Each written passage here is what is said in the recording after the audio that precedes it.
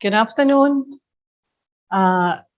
Greeting from AIT Extension. So welcome all of you for the webinar on connecting learning with monitoring and evaluation, a strategy from MEL, operationalization and result-based M&E. So today the session will be delivered by Mr. Waravet Cholasin. He is co-executive director of AIT Extensions. He has been many experience in terms of team leader and manager for the project, consultancy project in the area of many areas like energy, social welfare, poverty reduction, public work. I would like to take this opportunity to invite Mr. Waravet to start his sessions. Over to you, Mr. Waravet. Thank you. Thank you very much. And hello, everybody. I can say good morning. I can say good afternoon. I can say maybe, hopefully, good evening to everyone here that being with us this afternoon in Thailand at about 2 p.m. So this program is now broadcasting from AIT, the Asian Institute of Technology, and we are here at the studio of AIT Extensions, which is the capacity buildings and executive education program of AIT. And as the moderator has introduced myself, my name is Waravet Cholasin. My short name is Joe. I'm working here at AIT Extensions as one of the senior program specialists that happen to have a practical experience in project monitoring and evaluation. So that's why, we organize this. And this is not the first time that we organize this event. We organized the same thing also last year and the year before, I guess, if I remember correctly. And just simply because we want to do it, we want to share our practical experience, which is, keep you away from the textbooks, from the search engines, from the papers and material that you have had. And we would like to kind of giving some kind of different ideas of how the lesson learned that collected from the experience, practical experience in the field can be packaged into something that we might be able to make use for our own businesses, our own exercise in project monitoring and evaluation. And we use the title of connecting the learning into the M&E, and this is making a lot of sense by two to three reasons. The first reasons, I believe everybody knows that we are reaching to 2030, 2030, which is every country's, every organization, every agency is going to report on the SDGs achievement. So the evaluations, the measurements would be very important from today onward until the day before the reporting is going to start. The second reason is that you might have read, you might have heard that project evaluations is going into the big way. One dimension is that people is now very much paying attention to the impact of the projects. Whatever impact's going to mean within your project scope, that is important. People looking at the long-term, positive consequence, not positive, but also a kind of consequences of the projects after the project ends, and what would be the sustainability of that project. So the impact evaluations is the emerging keywords these days, as well as As some of you know that organization is going to be playing very important role, how they are going to deal with this new function of monitoring and evaluation in cooperation with the outcomes and impact evaluation. So also we are looking, I think many of you is now looking at how we are going to make a transitions that our organizations are very ready to perform this M&E function. So this is the reasons why we would like to share with you today with some of the ideas that you can later on use to break down this idea into the pieces of information when you can digest later on. All right, so this is the first message that I really like to give to you. So the three reasons for being here. One is the SDGs. We are heading to that. Number two is the functionality of M&E is very important from now on in every organization. And the third is the impact evaluation. Okay. So with this, we at AIT Extensions have done some projects, development projects in educations, in health, in person with disabilities, in infrastructures, in agricultures, and most of the projects that we carry out as part of the capacity developments of that projects involved with the assignment that we have to monitor and to evaluate the projects. The talk today will be focusing on the technical perspective of projects monitoring and evaluation. We are not looking on the size of the project administration or project operation or project implementation. We are just looking at the technical perspective when we have to deal with the project's technical components, and the project team have to pay attention to how far they have achieved based on that project. On the other side, we are not discussing today, which is also very important from the perspective of the project management and project administration, which is the organization have to have the capacity to be able to administer the projects, to control the cost of the projects, to make sure that human resource of the projects, they are doing a maximum work so that they can finish the project based on timelines, based on the deliverables that they have to submit to the project donors. So that one we are not touching today. We are only touching the project monitoring and evaluations on the technical aspect of that. All right. So if you don't mind, I will just not choosing my slide, but showing my very simple slide.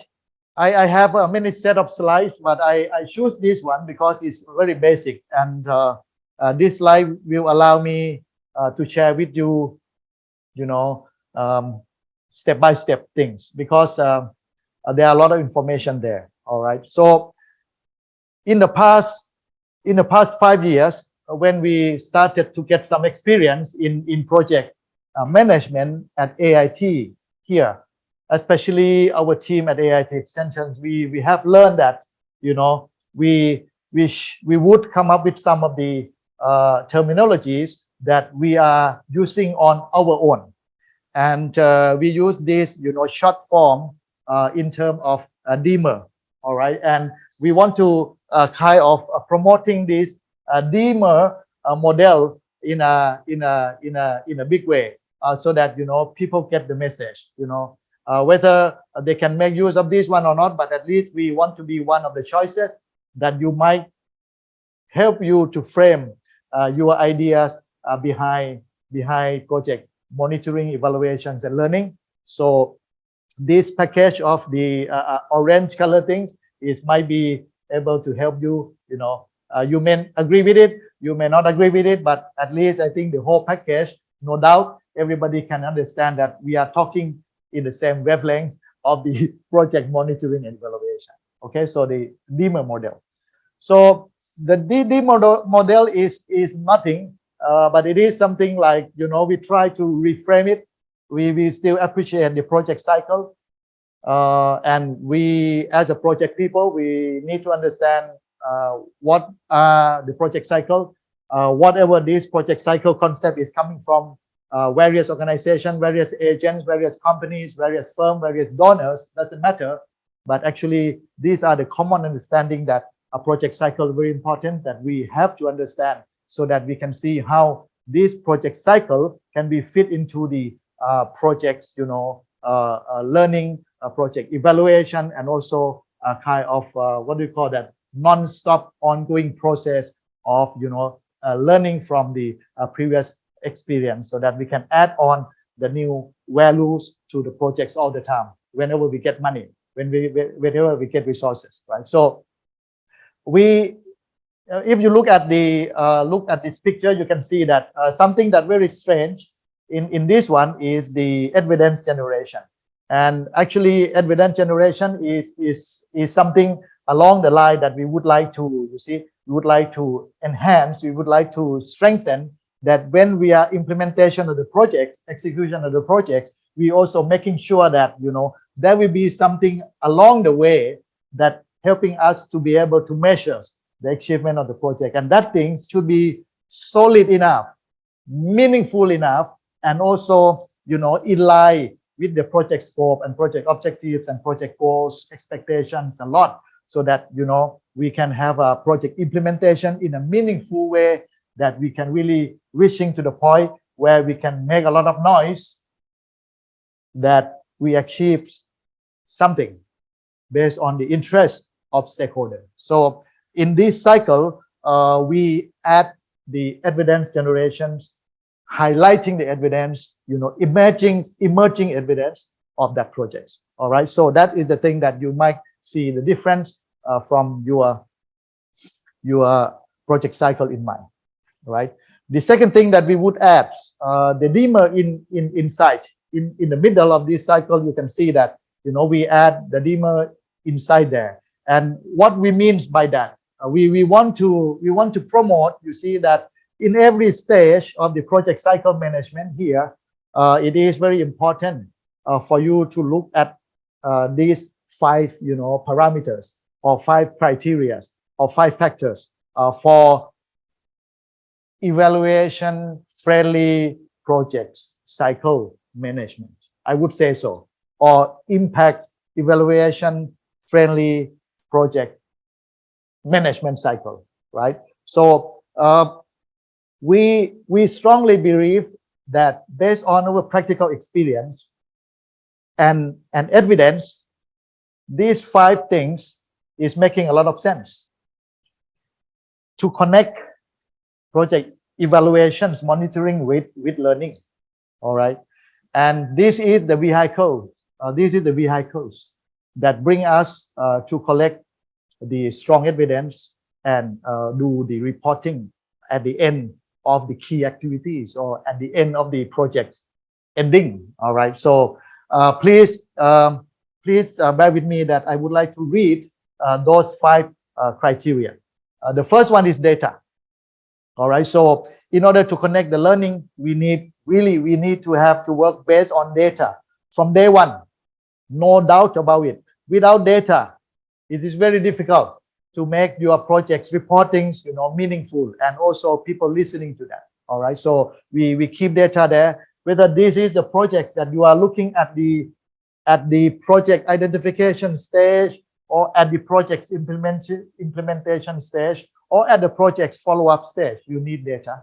All right. So data is very vital. It is very important. It is a key for one of the key for success of your meaningful project evaluations, impact evaluation exercise. The number 2, and I have mentioned that already, evidence is important. We hear a lot that we have to work on, doing more with less. So evidence is very important. Evidence is something that we should not leave it as a surprise at the end of the day. All right. So if it is that way, we should be able to identify what are the concrete, solid outcomes that we would like to produce, from day one. I mean, we need to see that outcome very clearly from day one. And in many projects that we are dealing with at AIT, it's true to be saying so. It means that in the planning stage, we must be clear what we want to do in order to measure the achievement of the activities or the output or the outcome that we are going to do that. All right. Say for example, in one of the projects that we are doing, we has been, decide to create the demonstrations site in order to put together the environment where we can look at the perspective from the stakeholder participations, from the infrastructure installations, from the environment perspective, from the ecosystem perspective, and also from the management perspective of that demonstration site.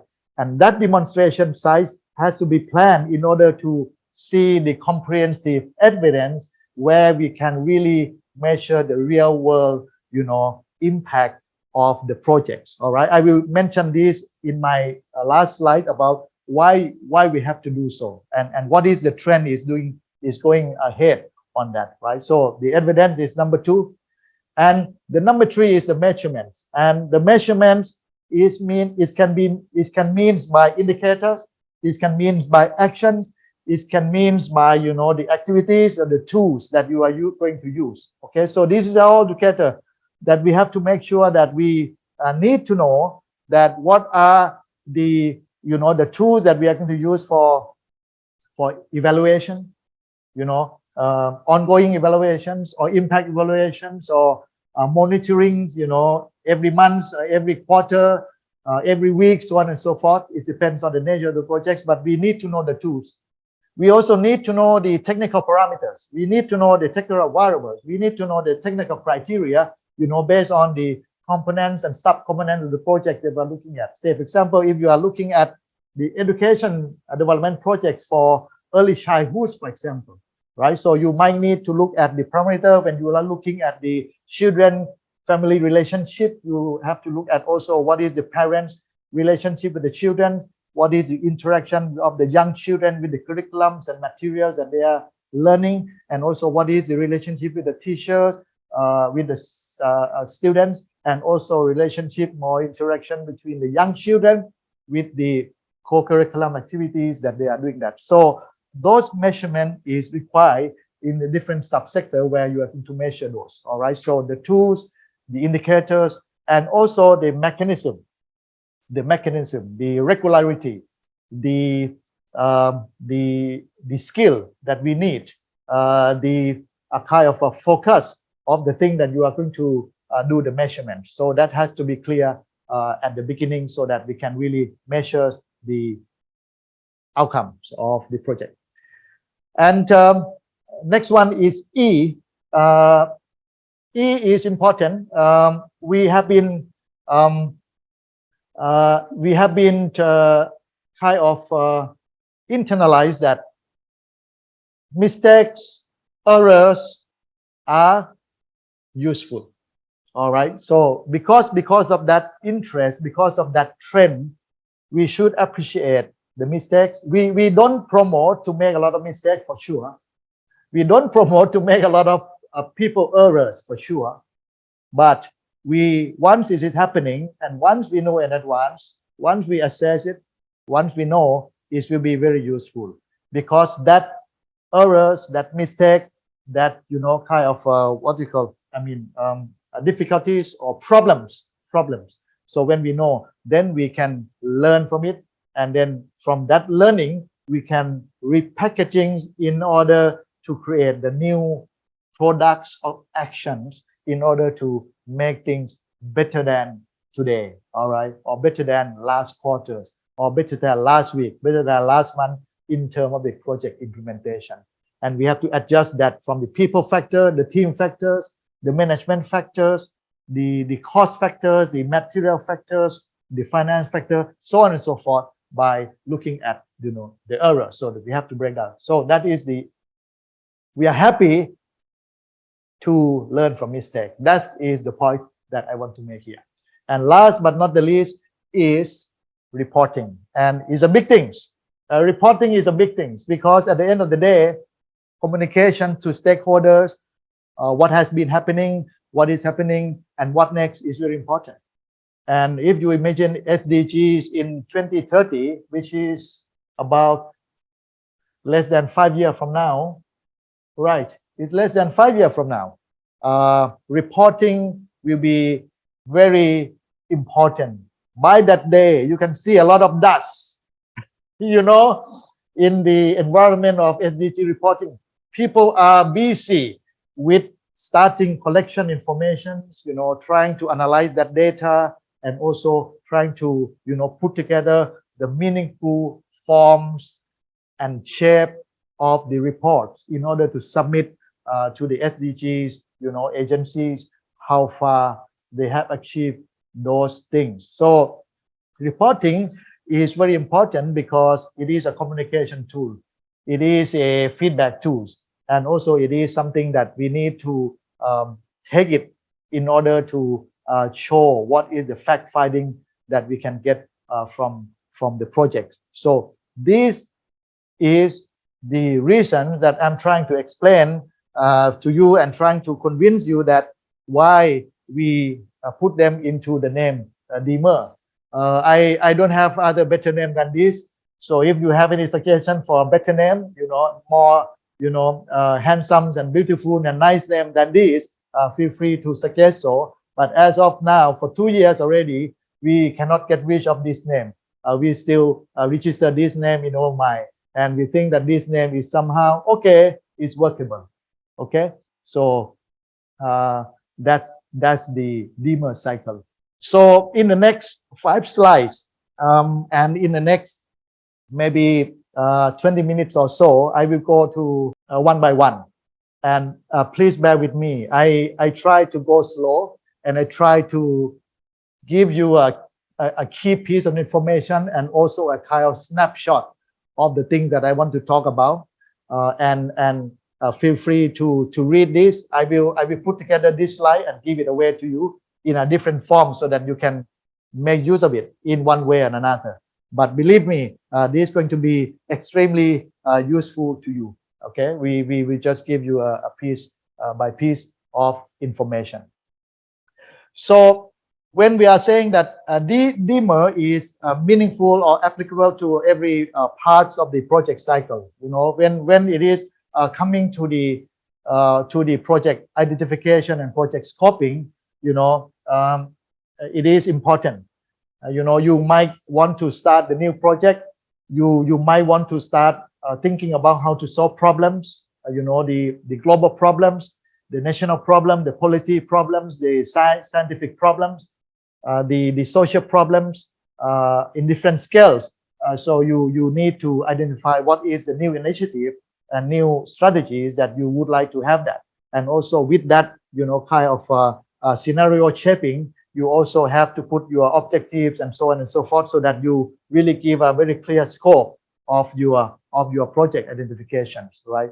Donor is the same. You know, donor is now also trying to shaping the meaningful project to help the developing countries and also to help the developed countries to go beyond, you know, the advancement there. So they also, donor agency also trying to trying to develop the term of reference, trying to appraise the projects in different way so that they can bring the initiative and also financial assistance and technical assistance to your organizations, to your countries, and so on and so forth. All right. So in that project scoping and project identification, you can see that Deemer played the role. All right. So there will be data, there will be evidence, there will be measurement, there will be errors, there will be reporting. All right. So very straightforward. For instance, okay, when you are going to do a kind of project identifications, you need a data on what are the gaps, all right, of that, and what are the needs to develop such type of projects. It could be project related to the, you know, AI technologies for agriculture, projects related to, you know, the social inclusions, innovations there that you want to improve livelihood of the communities. It could be something related to drone projects where you want to see and monitor what is the seriousness of the flood disaster, so you should have the data in order to identify the needs. So we do not be able to live without data. The M&E function cannot be functional without data. All right, that is one example, number one. And number two, in relation to evidence, you see, we know that projects is the advancement from the past. All right, so we always top up the development by learning from the past. We always say that when we want to develop new projects, we have to refer back to the previous project report so we can see that how we can add on the value to the project. So evidence is very important. Evidence is something that have to be very obvious, very solid and touchable, measurable, to see what is the things that we would like to make it better, right? So example, community development is very clear. Communities development has been started from on the old days, started from poverty reduction, for example, started from the income generation. And then from income generation, what was the evidence? By the income, the net income of the household. And that is the evidence, right? But down the line, the income may not be the key factor anymore, because we are looking at the social inclusion and livelihood in terms of communities. So we are looking at the community environments as part of evidence. So evidence became an ecosystem, is a comprehensive system of the subsystem where we want to measure, right? And down the line, you can see that this day people talking about the empowerment. This day people talk, which is very difficult to measure empowerment. People talking about also talking about SME, the well-being, the income, the organizations, and the business. So that is the evolution of the evidence that we have to look after there, and we need to have really very important, what do you call that, the solid evidence that we can start with. All right, and the number three is the measurement.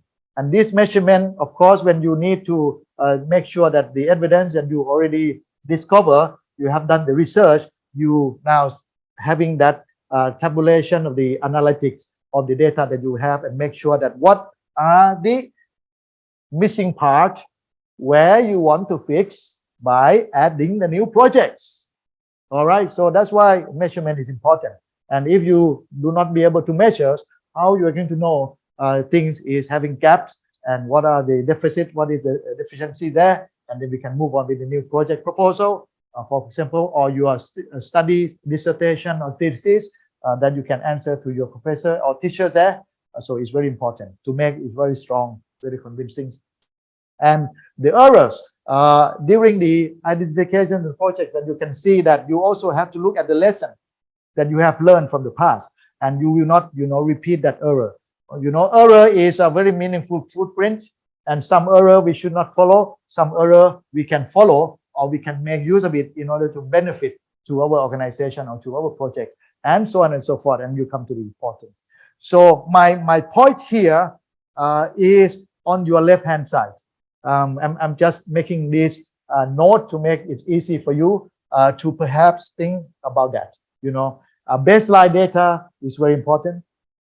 So when we are talking about data is important, and historical data is also very important when needed. All right, so this thing is related to the thing that you would like to make something making a lot of sense in terms of the creation of the buy-in to the donors, to the organizations, to the companies, and to the project's proponents, project owner there, with the meaningful starting points of demer in it and project identification. All right, so this is the first one of the five things. All right. The second one of the five things is about the project design. And you see, when we are looking at the project design, for those who are project management professional, project evaluators, project directors, and project staff, in the project design, the data is very important. The data which is very crucial for the project design. For example, it could be some kind of specification, technical specification of the construction projects, for example. So if you are going to construct the new logistics physical system connectivity, you need to have a very comprehensive specification of those, roads, rails, depots, service centers, and also the service, part of the logistics system there. So the specification is very important. In the business things, say for example SME, so we also should have a very clear specification so that we can do the project design. As an engineer, for sure, if they have to decide for example, the dams, the reservoir, without the specification, they will not be able to do the conceptual design. They will not be able to do a kind of a detailed design and also making a quotation or kind of a cost, estimation of that one. So data is very important in the project design stage. So DEMA will play the role there. Evidence is the same, conceptual design, the detailed design, the expert opinions. These are the things that we should have. When we say that we should not follow the footprint of the previous lessons that we learned. So we have to adjust the way that the project should improve the situation. So we have to look at what is the evidence that we can make use of it so that we can adjust the design, we can adjust the kind of, the details part of the projects, especially the objectives of the components, the activities under the different components, the expected output, so on and so forth. So the evidence is very important for you to go back and study on that. And measurement, for sure, we need to see how we are going to evaluate those previous projects, and we try to see whether that previous project achievement is something that we can also continue with the future project. So we should have the people tools, a kind of a teamwork in order to evaluate that. This can be also some kind of a technical tools, a statistic tool to see how we are going to measure the achievement of the package of previous package with the new package that can also add on the values of the new package. And this including the whole chain of the result, input, throughput, output, outcome, and impact, so on and so forth. And of course, the mistake in the past, we also should learn that. And the key points here that I put on the left-hand side is when you put together, you decide by using theory of change and know your outcome from day one. So that I really like to put that, because whatever you call this theory of change, the flow charts and everything like that, whatever you call it, I mean, this mapping should be registered for the core team of the project management. They should register what actually they expect from that project 3 years from now, 5 years from now, and 10 years from now, what they expect to happen. And that means that, we can see what actually we are moving forward for in terms of the project design. So the buzzwords or the terminology here I use here, TOC, the theory of change.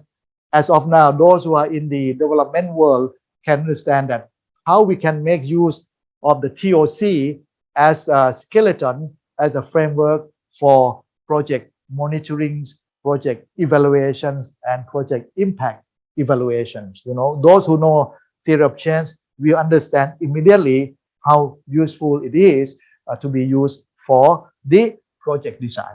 All right. So knowing what you want to achieve from day one. The next one, we are coming to the project executions. Of course, in project execution, the data again is very important, and those who are dealing with the project activities today will not disagree with me at all. How data is so crucial. We are crying for the data every day when we are dealing with the project activity in the field today, tomorrow, day after tomorrow. Without data, things will not work.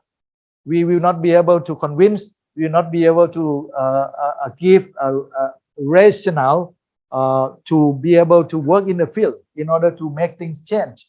We are not be able to, communicate with local stakeholders to create a kind of engagement or to do a kind of a public relation, stakeholder relation without data. We can go to meet the stakeholder at the local level from day one without data. It's a baseline, zero, no problem. But if we go again after 3 weeks, no data, okay, stakeholder might have a big question in their heads. And now third time, go again, no data. Now they are running away.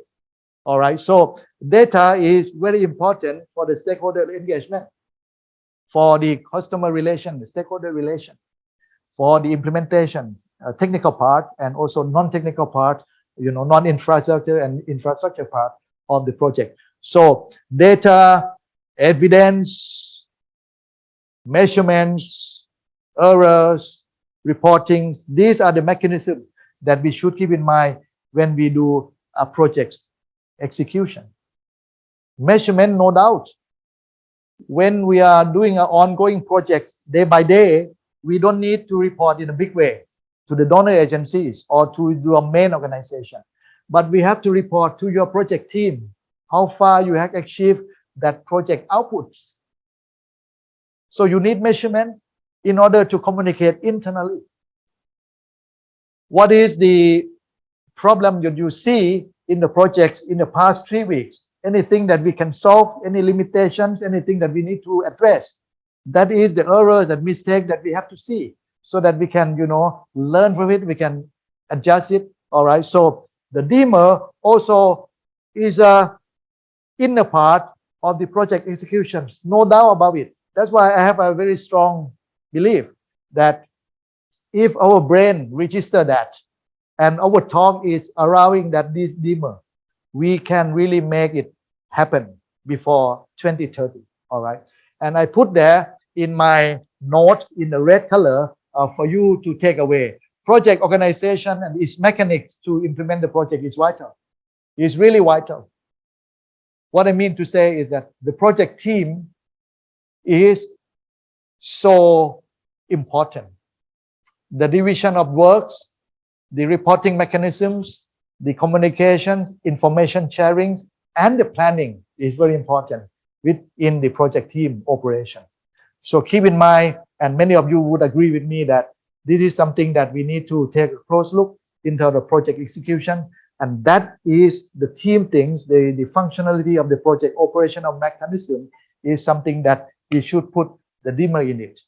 Communication with data, engagement with the team with skills, reporting with accountabilities, and also looking at the impact and showing that to the local stakeholder. This all in all is part of the things that is very important. Okay, so now we finished already 3, another 2. Please wait, please bear with me. Very interesting. Next one is evidence. So I already mentioned on the first slide that, this is nothing wrong. It is the things that are interconnected and measurable in order to see what is the success ecosystem. Why I'm saying that? Why I'm saying the ecosystem? I like these words a lot from my experience. Whatever I have been experienced in the project implementations, the recent past, just when the COVID-19 attacked us, it is important for us to make use of the resource in the projects and make sure that things happening after that, because we would like to have a very strong impact from any kind of project. So with that, we need to make sure that the thing that we are looking at in the project planning, in the theory of change down the line, we have to see in it as a very solid state. That something should be measurable and you can touch it. You can make very clear and very explicit, a showcase where you can touch it, you can measure it, you can showcase it, and you can convince the stakeholder. Number 1. Number 2, no longer single components is interested. You are looking at the well-being. of one of the SDGs. You are looking at SDG 16 of justice, peace. You are looking at the SDGs of hungers, food securities, climate change. Is all create a comprehensive, special type of evidence. You will feel, and I'm feeling, that it's so difficult to leave the way that we measure the impact of the projects by single components measurement. The reality is no longer like that. The reality is about ecosystem.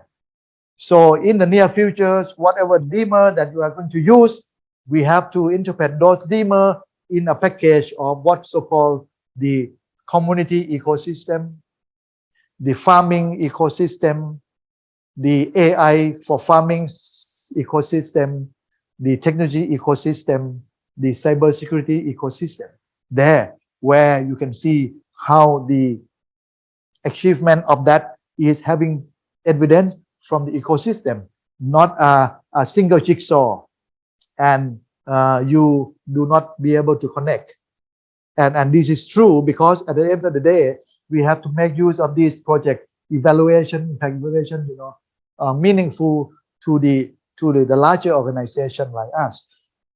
So in short, the 5 dimmer factors is very important for evidence as a package, as an ecosystem. All right. So think along that line, and this thinking will help you to really answer a lot of questions of how this is going to impact to your community, how this is going to be impactful to your business organizations, how this is going to impact to your, IT environments, or, to your, technological advancement in your company, so on and so forth. So it's actually is a infrastructure, is a people, is a planning, is a mechanisms, is interactions of that ecosystem. The people, those are in the ecosystem. So there is no longer evidence that we can create no longer from the only measure from the individual. So that is the wording that I want to use. So I want to repeat here, things are interconnected. We have to measure the success of the ecosystem, not the single component. All right, this is very important to keep in mind. This is, you can do it, and you can break through this. If you can break through this, you will become project managers and project director, project leader for sure. This is the way to become big pictures, project control personalities. Okay, so this is very important. Last but not the least is our baby on the project monitoring. So the dimmer itself, and you believe me for sure, because you are by heart, you already work on M&E. So the dimmer is actually built into the M&E already. All right. So simply you will have to ask yourself, what is the impact of your project? So my message here is that we are not going to really, link only one single things into your projects. It has to be integrated. It has to be looking at the impact time point. Okay, the project's implementation time point is fine, but what is the impact time point that you are going to measure? All right, 3 years from now is depend on your scope. 5 years from now is depend on your scope. 10 years from now is depend on your scope, and it depend on your projections that through the problem trees or through your theory of change trees where you want to achieve that. Sometimes it's not, some projects, some action cannot achieve within 2 years. So you have to scope it after 5 years. You can see the impact. Sometimes the thing can achieve within 1 year, so your scope is different. And then when you have this framework for the theory of change and also project logical framework, you can put the detail in there so that you can monitor, you can follow up in a very easy manner. All right. So this is the thing that, when we say dimmer, the dimmer is a learning cycle. So whenever you focus, and you are focusing on the 5 things in Beamer, you would like to create some knowledge about that because you have chance to learn from mistake, you have chance to get evidence from the evidence, you have chance, then you get the lessons. And when you are going to implement that project and you are going to monitor that project, that lessons will be coming to you all the time. You remember it. So once you remember, you register. When you are communicate with your project evaluation team, it is actually reflecting on the things that you learn by yourself, by your team, by your organization. And that will be add on into the reporting. What else that we can top up? What else that we can add values? What else that we can make difference? What else that we can diversify from whatever we do today for the benefit of the stakeholders and the people. All right. So last slide that I want to give example that that's what I'm saying. At the end of the day, we are working with the people. We would be able to integrate this dimmer into the, say for example, people environment where we can make some change. And that is actually this last slide that I would like to show you here is the way that we would move forward our capacity developments and stakeholder engagement in our undertakings. Is that your project about drone? Is that your projects about irrigation? Your project is about education for people with disabilities? Your project is about, the farmers? Doesn't matter. At the end of the day, your project will have to have a user. And those users should have capacity to adopt what change that you bring to them. And that will be the part that you can share your meaningful lessons to the bigger populations. And that's how your projects and your organizations will really create value added to global communities. Thank you very much. I hope you enjoy my talk. And if you have any questions, I think my colleagues in the studio will be telling me. Okay, so actually not so many questions. Is okay. Nice to meet you. Okay, so if you have any questions, so yeah, I'm glad that you keep in mind, and you can put a lot of questions, and feel free to write the questions to our team here so that we can give you more information. But I do hope that this piece of information today is very short term, for 40 minutes, is giving you. And if you are interested, just get connected with us. We are happy to give you more further information. And also, if you want us to doing some educations, education training, we are happy to do it for your organization. I think now I give the floor to our moderator, Kunwan. Thank you, Mr. Warawet, for your presentation and your deliver. So we will, it would be appreciated if the audience can give us the feedbacks, because we will send you the QR code for the evaluation for this session as already in the chat box. And also AIT extension, we also have, we're gonna have like a knowledge sharing webinar like this monthly, every month. So you can check our schedule next our social media platform for more informations. I think our admin will show how to connect with us, and we will send you for more information as already mentioned in the slide. So thank you for participate for this webinar, and we hope to see you again next time. Thank you very much.